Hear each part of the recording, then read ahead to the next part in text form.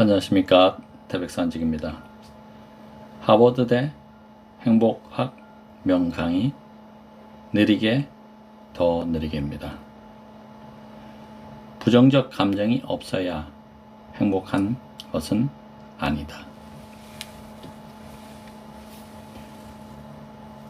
어떤 사람들은 습관적으로 불평불만을 늘어놓습니다. 이들은 아침에 눈을 떴을 때 햇빛이 쨍하면 덥다고 짜증내고 날이 흐리면 흐린 대로 기분이 가라앉는다며 신경질을 냅니다. 이것도 눈에 거슬리고 저것도 마음에 안 들고 이렇게 하루 종일 불만의 목소리로 툴툴 대자면은 인생이 재미있을 리 없습니다. 사실 모든 것은 자신이 자초한 일입니다. 해는 당신의 기분 좋을 때도 떠 있고 기분 나쁠 때도 떠 있습니다. 결국 당신의 기분은 해와 아무런 상관이 없는 것입니다. 세상에 하나부터 열까지 자신과 맞지 않는다고 느껴질 때 한번 곰곰이 생각해 봅시다. 혹시 내가 기분 나쁜 이유는 모든 것을 지나치게 트집 잡고 있기 때문이 아닐까요? 순례는 자신의 부정적인 감정을 현명하게 처리할 줄 압니다. 부정적인 감정이 생길 때마다 그녀는 의식적으로 부정적인 감정의 원인을 꼼꼼히 분석해서 긍정적인 힘으로 전환시킵니다. 예를 들어 업무에 스트레스를 받을 때면 그녀는 이렇게 자문합니다. 요즘 일적으로 새로운 동기나 원동력이 필요하지 않았던 건가? 만약 그렇다는 대답이 나오면 그녀는 스트레스를 능동적으로 받아들이는 길을 선택합니다. 놀라운 것은 그녀가 스트레스를 받아들이기로 선택하는 순간 그것은 더 이상 스트레스가 아니라 일종의 자극이자 도전 과제, 즉 동기로 변한다는 점입니다.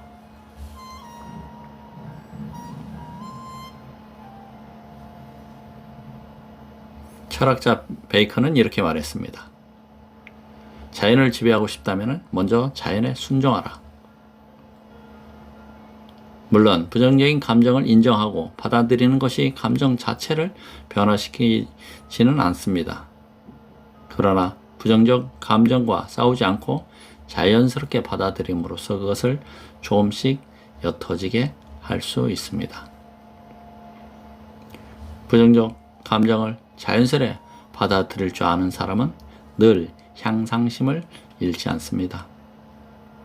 또한 빛나는 열정을 유지하면 매일 긍정적인 감정을 찾고 개발합니다.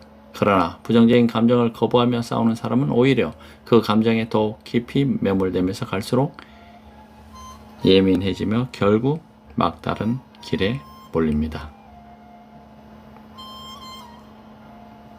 직장에서 동료와 한바탕 싸운 니나는 퇴근 후에도 화를 가라앉히지 못한 채 씩씩대고 있었습니다. 어찌나 화가 났는지 밥맛도 없고 잠도 오지 않을 정도였습니다. 마음이 조금 가라앉는가 싶다가도 그 일만 생각하면 다시 분통이 터졌습니다. 지금이라도 동료를 찾아가 한바탕 대거리를 하고 싶은 마음이 꼴뚝 같았습니다. 다음날 아침 그녀에게 편지 2통이 도착했습니다. 한 통은 해외로 휴가를 간 친구가 보내온 예쁜 엽서였습니다. 그래도 누군가 여전히 자신을 따뜻하게 위해주고 있다는 사실이 들자 니나는 저도 모르게 조금 기뻐졌습니다. 나머지 한 통은 교회에 사는 친구가 보낸 놀러오라는 내용의 편지였습니다. 주말 내내 숲속 오솔길을 산책하며 신선한 공기를 마실 수 있다니 니나는 상상만 해도 기분이 좋아졌습니다. 점심시간 혼자 외출한 니나는 여기저기 상점을 구경하던 중 예전부터 친구에게 생일 선물로 주고 싶었던 물건을 발견했습니다. 이 일 역시 그녀를 기쁘게 했습니다. 하루가 저물 무렵 니날은 자신의 기분을 상하게 했던 모든 일을 놓아버리기로 했습니다. 머릿속에 더 이상 분노가 발붙일 곳이 없었던 것입니다. 그녀는 친구에게 전화를 걸어 동료와 있었던 일을 털어놓았습니다. 그러자 친구는 그런 사소한 일로 기분을 망치지 말라며 그녀를 다독여 주었습니다. 마침내 니나의 마음 한구석을 무겁게 짓누르던 돌덩이가 완전히 사라졌습니다. 니나는 결심했습니다.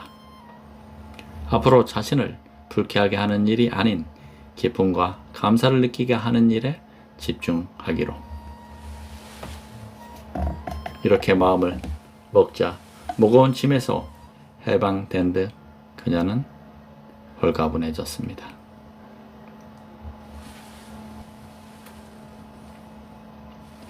긍정적인 마음가짐은 인생을 즐겁게 만드는 비결이자 최선의 해결책입니다. 살다 보면 누구나 불쾌한 일을 겪습니다. 일에서든 일상생활에서든 우울할 때가 옵니다. 하지만 부정적인 감정과 싸우는 것은 좋은 방법이 아닙니다. 애써 그 감정을 부정하다가 오히려 새로운 고민거리가 생길 수도 있습니다. 그보다는 이런 일이 왜 생겼고 어떻게 발전된 것인지를 객관적으로 되돌아보고 담담히 받아들이는 편이 낫습니다. 그렇게 하고 나면 자신을 우울하게 만든 일이 실은 대수롭지 않고 또한 금방 지나가리라는 사실을 깨달을 수 있습니다.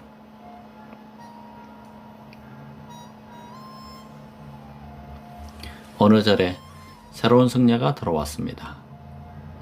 그의 연말, 주지 스님과 마주 앉아 이야기를 하는 자리에서 새로운 승려는 딱 한마디만 하고 입을 다물었습니다. 심상이 딱딱합니다. 다음해 연말, 이번에도 그는 주짐 스님에게 딱 한마디만 했습니다. 밥이 적습니다. 3년째 되던 해 연말, 주지 스님이 부르기도 전에 방에 들이닥친 그가 내뱉었습니다. 안녕히 계십시오. 절에서 점점 멀어지는 그의 뒷모습을 보며 주지 스님은 혼잣말로 중얼거렸습니다. 마음에 마귀가 있으면 바른 열매를 거둘 수 없는 법. 안타깝고 안타깝도다. 인생은 아직 현상하지 않은 필름과 같습니다. 현상에 보기 전까지는 그 안에 담긴 사진이 상상만큼 아름다울지 아니면 엉망일지 알 수가 없습니다. 하지만 인생은 또한 길과 같아서 결과와 상관없이 끝까지 걸어가야 합니다. 그 길이 평탄하든 험난하든 부정적인 감정을 받아들이고 그것을 발판 삼으며 타인에게 용서를 베풀 줄 아는 사람이 가장 좋은 결실을 얻게 될 것입니다. 하버드 행복 노트. 구체적으로 말하면 인생에서 부정적 감정은 지출, 긍정적 감정은 수입입니다. 긍정적 감정이 부정적 감정보다 많을 때 우리는 행복이라는 최고의 수익을 내게 되는 것입니다.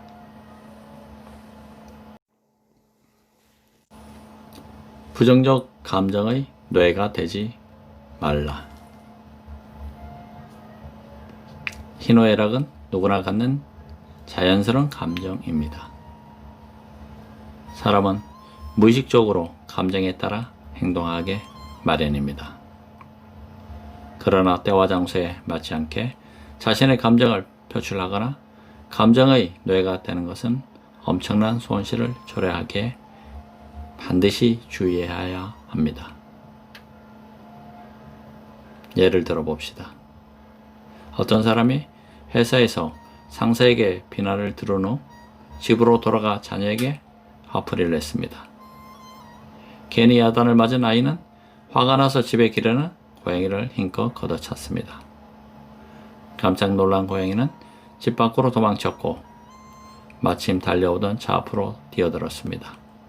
차 주인은 갑자기 뛰어든 고양이를 피하기 위해 핸들을 꺾다가 그만 길가에 서 있던 어린아이를 치고 말았습니다. 한 사람이 감정을 통제하지 못한 탓에 비극적인 결과가 빚어지고 만 것입니다. 어느 심리학자가 말했습니다. 화가 날 때 화를 다스리고 기쁠 때 침착하며 슬플 때 슬픔을 환기시킬 줄 알아야 한다. 또한 우울할 때 기분을 전환하고 초조할 때 마음을 달래며 놀랐을 때 안정할 수 있어야 한다. 이처럼 자신의 감정을 적절하게 다스리고 감정의 주도권을 스스로 잡는다면 마인드 컨트롤을 통해 언제든지 긍정적인 기분을 유지할 수 있는 것입니다. 1965년 9월 7일 뉴욕에서 세계 당구 선수권 대회가 열렸습니다.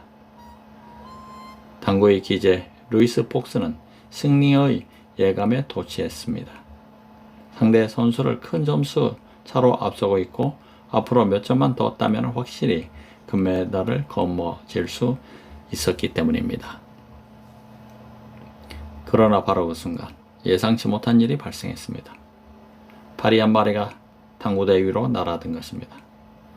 처음에는 루이스도 별로 신경을 쓰지 않고 대충 손을 휘둘러 파리를 쫓은 뒤 몸을 구부리고 신중하게 공을 치려고 했습니다.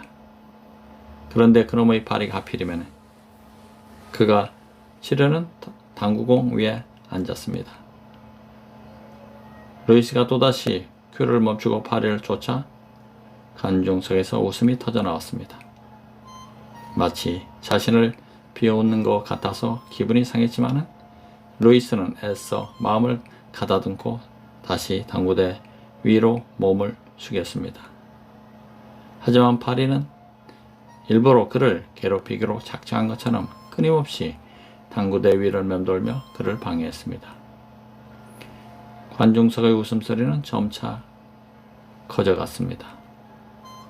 마침내 머리끝까지 화가 난 루이스는 이성을 잃고 큐를 힘껏 휘둘러 파리를 쫓았습니다.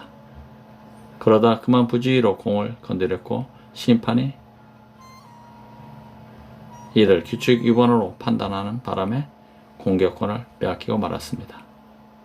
상대편 선수는 그 기회를 놓치지 않고 기세를 몰아서 점수차를 바짝 좁혔고 마침내 루이스를 앞질렀습니다.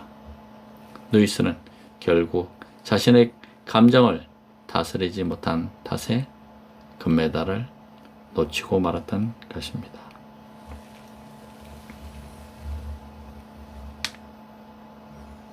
프랑스 작가 디마는 이렇게 말했습니다.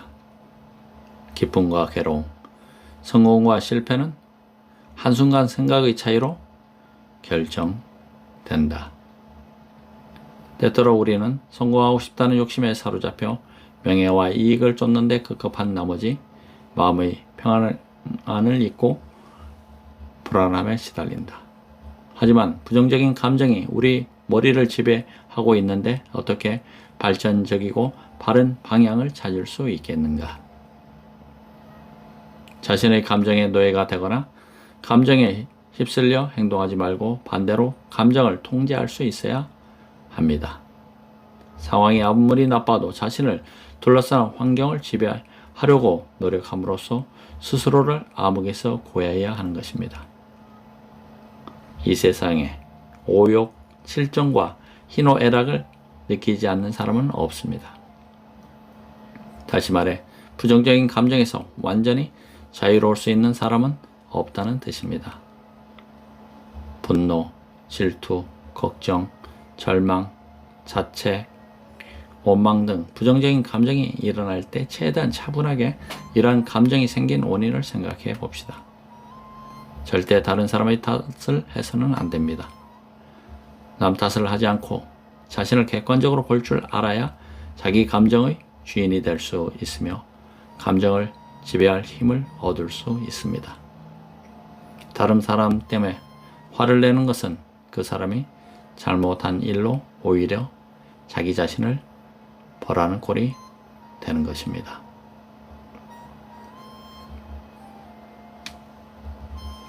어느 부인이 말했습니다. 난 정말 불행해요. 남편이 자주 출장을 가서 집을 비우거든요. 어느 엄마가 말했습니다. 아이가 제 말을 전혀 듣지 않아요. 정말 화가 나요. 어느 남자가 말했습니다. 직장 상사가 나를 인정해 주지 않아서 기분이 우울합니다. 어느 시어머니가 말했습니다. 내 며느리는 효도를 몰라요. 그래서 사는 게 너무 힘들어요. 어느 젊은이가 가게에서 나오며 투덜댔습니다. 이 가게 사장은 너무 불친절해. 짜증나 죽겠어. 이들에게는 한 가지 공통점이 있습니다. 바로 자신의 기분을 다스릴 수 있는 열쇠를 다른 사람의 손에 쥐어줬다는 점입니다.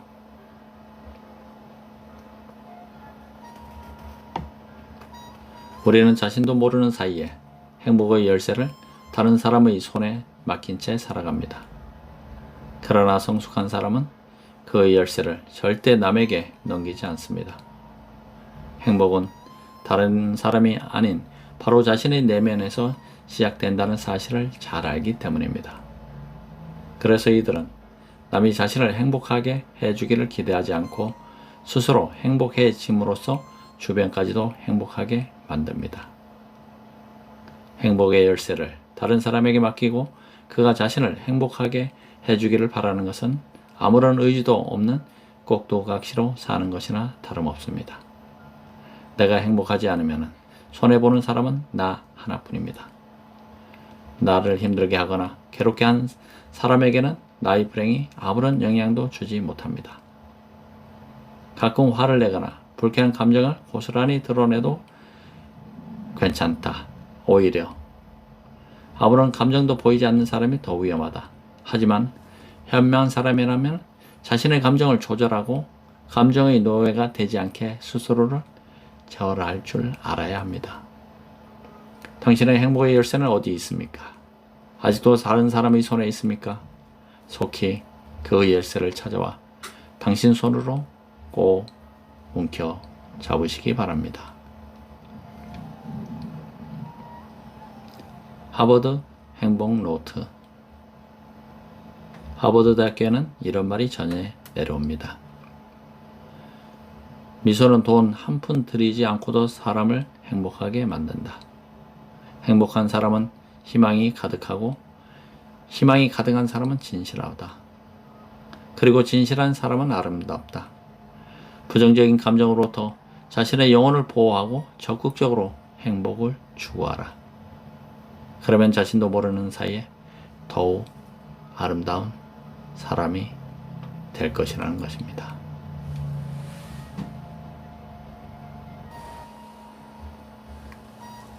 분노는 없애는 것이 아니라 제어하는 것이다. 한 유명 작가가 친구와 함께 카페인데에서 신문을 샀습니다. 친구는 카페인데 주인에게 매우 예의 바르게 고맙다고 말했지만 주인은 들은 채는커녕 고개조차 들지 않았습니다. 잔뜩 화가 난 작가는 돌아오는 길에 그 주인을 향해 불만을 터뜨렸습니다. 장사하는 사람의 태도가 저게 뭔가. 친구와 대수롭지 않다는 듯 말했습니다. 저 사람은 항상 저렇다네. 그래? 그런데 자네는 화가 안 나는가?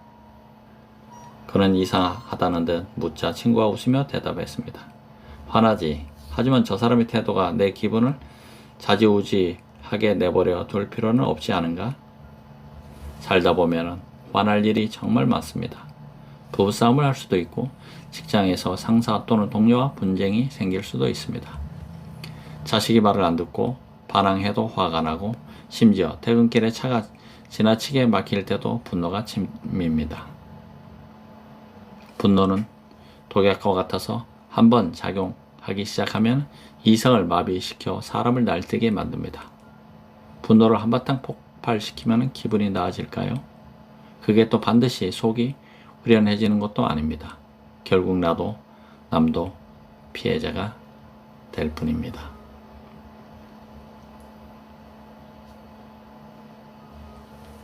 옛날 한 마을에 화를 잘 내는 남자가 살았습니다. 그는 작은 일도 참지 못하고 툭하면 불같이 화를 냈습니다. 그 탓에 하루가 멀다 하고 이웃과 말싸움을 했고 길거리에서 주먹 다짐을 했습니다. 이런 일이 계속 반복되자 마을 사람들은 점점 그를 피하기 시작했고 그는 어느새 외톨이가 되고 말았습니다. 어느 날 밤 남자는 잠자리에 누워 자신이 왜 그렇게 남과 다투고 싸우는지를 곰곰이 생각해 보았습니다.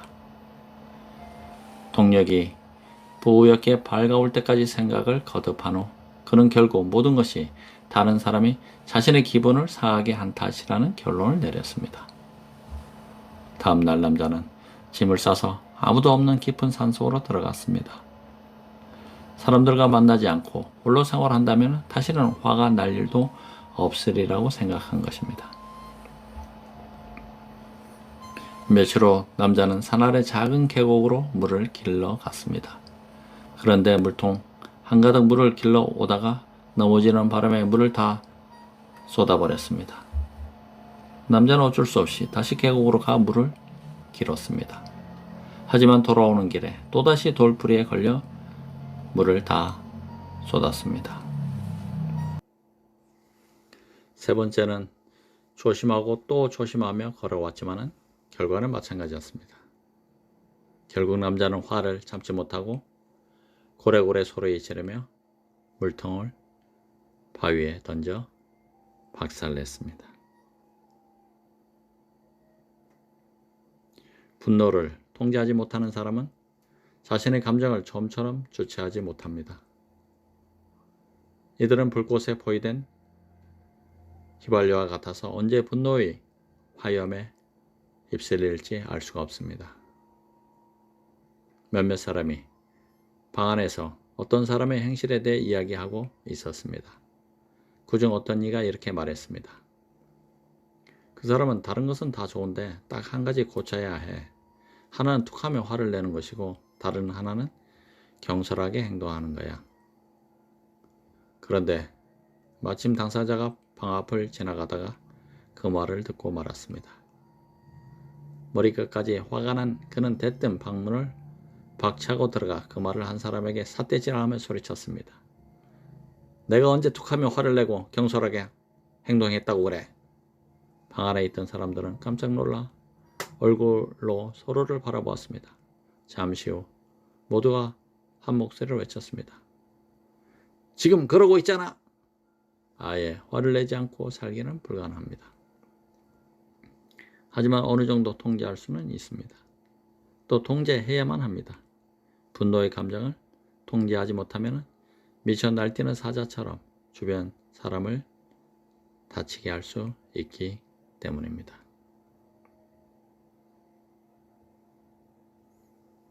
미국 남북전쟁 당시 국방장관 에드윈 스탠턴은 씩씩거리며 링컨 대통령을 찾아갔습니다.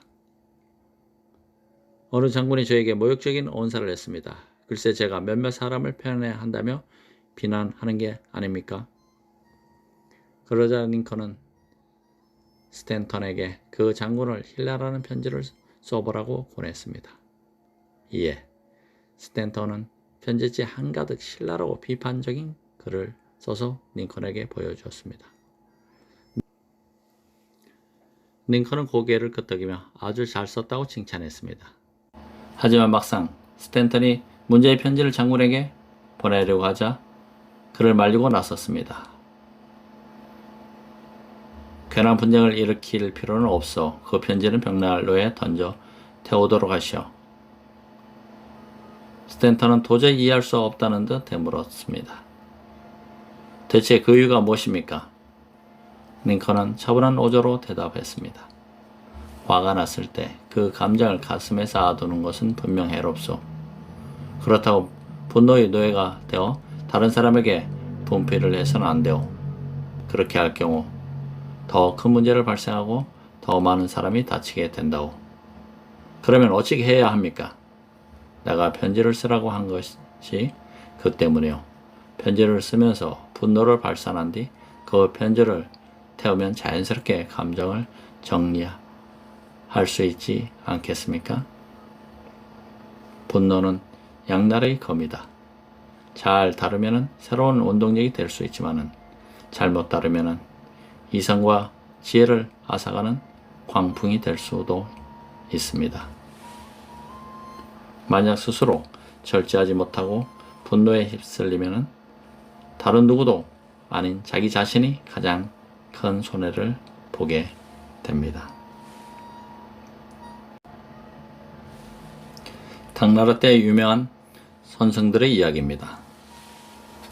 한산이 습득에게 물었습니다. 세상 사람이 나를 비방하고 속이고 업신여기며 비웃고 깔보고 천대하네. 또한 나를 미워하고 속이니 대체 어떻게 하면 좋겠는가? 습득이 대답했습니다. 그저 참고 양보하고 내버려 두며 피하고 견뎌내고 공경하며 더불어 다투지 않으면 몇 년이 지난 후에는 모든 것이 이치대로 되어가는 것을 보게 될 것이네.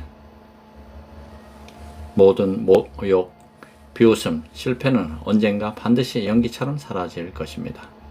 만약 조금만 더 넓은 마음을 가진다면 이런 문제가 생겨도 금방 평상심을 잃거나 분노에 사로잡혀 머리가 고민해지지 않을 수 있습니다.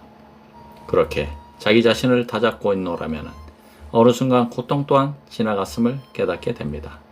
그때는 모든 모욕과 비웃음, 실패가 자신의 인생의 가장 귀한 밑거름이 될 것입니다. 하버드 행복노트. 인생을 살다 보면 원치 않은 일도 일어나고 자신이 미처 알지 못한 문제도 닥치며 혼란스럽고 괴로운 순간도 옵니다. 반대로 내가 원하는 일, 바라던 것, 행복한 순간 역시 옵니다. 하지만 어떤 순간에도 경건하고 진실한 마음을 잃지 않는다면 반드시 평안함을 찾을 수 있습니다. 만약 그렇지 않다면 우리 인생은 분노와 질투, 다툼, 원망, 미움과 분쟁 속에서 가라앉고 말 것입니다. 감사합니다. 태백산직이었습니다.